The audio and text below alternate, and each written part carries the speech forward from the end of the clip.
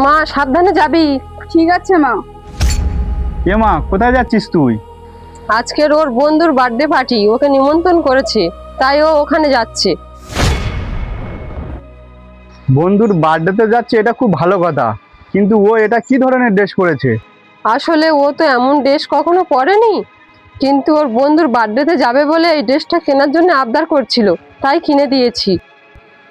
আরে ও বাচ্চা মেয়ে, ও আবদার করতেই পারে, তাই বলে এই ড্রেসটা ওকে কিনে দেবে তুমি? কেন বাবা, ড্রেসটার মধ্যে এমন কি খারাপ আছে?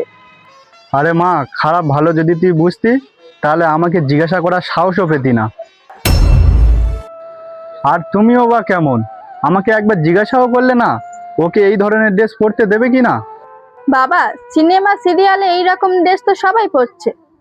দেখ মা, সিনেমা সিরিয়ালের ব্যাপারটা আলাদা, ওরা পড়তেই পারে, ওদের সাথে আমাদের তুলনা করলে হবে না। তাছাড়াও তুই যখন বাইরে যাবি না, তোকে ভদ্র ড্রেস পরে যেতে হবে, না তো এই সমাজে আমাদের যেটুকু সম্মান আছে না সেটাও থাকবে না। বাবা, তুমি সে এখনো মান্না দামলে পরে আছো, এটা মডার্ন যুগ, তাই আমি এই ড্রেস পরেছি। তাছাড়াও এই ড্রেসটা এখন ট্রেন্ডিং চলছে। তাহলে কি তুই এই ট্রেন্ডিং এর চক্করে পড়ে আমাদের সংস্কৃতিটা ভুলে যাবি? এবার কিন্তু তুমি খুব বাড়াবাড়ি করছো। ও এই ড্রেসটা পরেছে তা কি হয়েছে? দেখো, ওকে আমরা যেমন শিক্ষা দেবো ও ঠিক তেমন শিখবে। আচ্ছা ছাড়ো ওসব কথা। আরে মা, তোর হাতে ওটা কি? কেন, এটা স্মার্টফোন। হ্যাঁ, ওটা স্মার্টফোন, আমিও জানি। আচ্ছা মা, বলতো এর পিছনে এটা কি লাগানো? ওটা ফোনের কভার।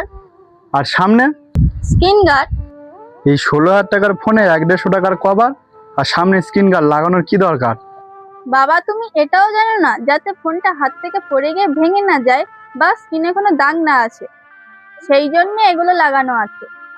তাহলে এর থেকে কি বোঝা গেল? এই ফোনটা সেফটির জন্য এতে এগুলো লাগানো আছে, তাই তো? হ্যাঁ।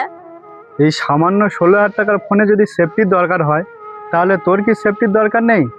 এই ফোনটার দাম মাত্র 16,000 টাকা, আর তুই তো আমাদের কাছে অমূল্য ধন। তাহলে মা, তোর কি স্ক্রিন গার্ড কভারের দরকার হবে না?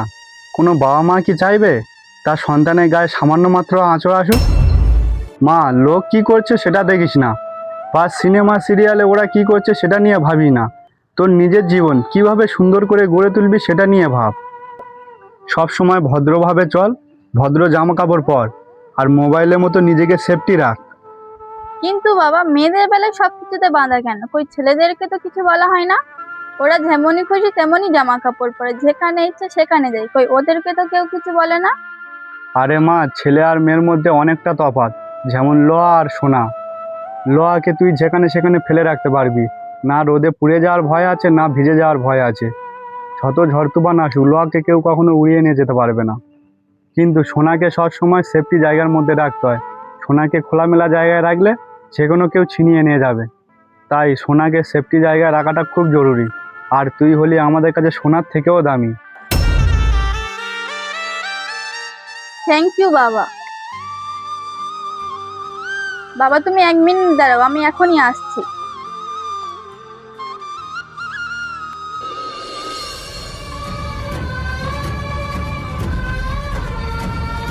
বাবা, আমাকে এবার কেমন লাগছে? তোকে খুব সুন্দর লাগছে রে মা। যা মা, যা এবার তুই।